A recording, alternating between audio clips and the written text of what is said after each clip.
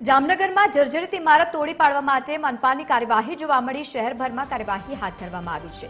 શહેરના પંચેશ્વર ટાવર નજીક અતિ જર્જરિત મકાન તોડી પડાયું છે, તો બીજી તરફ ચોમાસા દરમિયાન કોઈ દુર્ઘટના સર્જાય તે પૂર્વે જ તંત્ર દોડતું થયું છે। નોંધનીય છે કે આ નોટિસ આપવામાં આવી હતી અને ત્યારબાદ મનપા દ્વારા એસ્ટેટ શાખાએ આ કાર્યવાહી હાથ ધરી છે। દાયકાઓ જૂનું અને હાલ અતિ જર્જરિત મકાન પર તંત્રે કાર્યવાહી હાથ ધરી છે। વહેલી સવારે મનપાની ટીમ ત્યાં પહોંચી હતી। અતિ જર્જરિત મકાન તોડી પાડવા માટે કવાયત હાથ ધરવામાં આવી।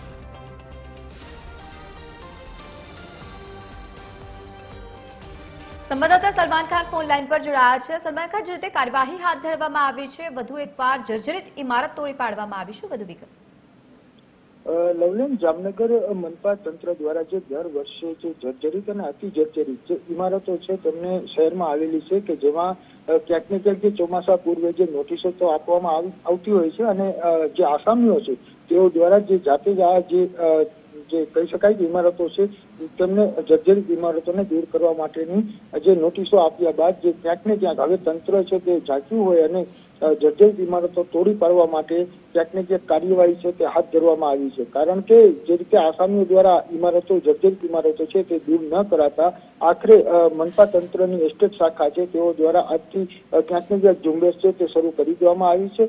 અગાઉ જે રીતે આસામીઓને નોટિસ છે તે આપવામાં આવી છે, પરંતુ જે નોટિસ આપ્યા બાદ પણ જે આસામીઓ દ્વારા પોતાની જે જર્જરિત જે કહી શકાય કે બાંધકામો છે તે દૂર ન કરાતા આખરે આજે વહેલી સવારે પંચેશ્વર ટાવર નજીક જે અતિ જર્જરિત જે મુખ્ય માર્ગ પર આવેલ જે મકાન છે તેના પર જે તંત્રનો હાથોડો છે તે લાગ્યો છે અને આ ચોમાસા દરમિયાન કોઈ દુર્ઘટના ન સર્જાય તે માટે તંત્ર દ્વારા છે તે હાલ કાર્યવાહી છે રહી છે।